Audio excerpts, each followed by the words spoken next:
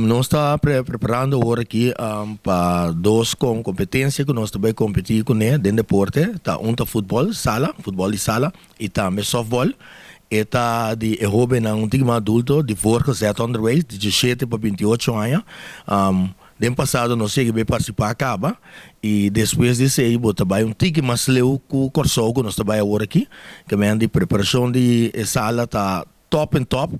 Me tinha parte voral de futebol, então tinha outro colega outro que está atendendo que parte de softball, junto com Young Boner, então canando bom, sa me tinha que bisa boneiro a bira agora aqui, hopi competitivo. Para sobra, antes na ya estava no sali si pero não hopi bom preparar. Agora aqui, turbo pensar com competência, bota vai para como competir e não para vacilar. Que bem significa que o treino não está full swing, nós temos contato de parte da bom, para sombra Young Boner tem a tarefa de coach como coach, pero nós temos que está supervisado para tocar na bom e preparação que bem de assunto de ticket, assunto para entregar inscrever família de escola, so é muito importante estar bom mês de trabalho escola.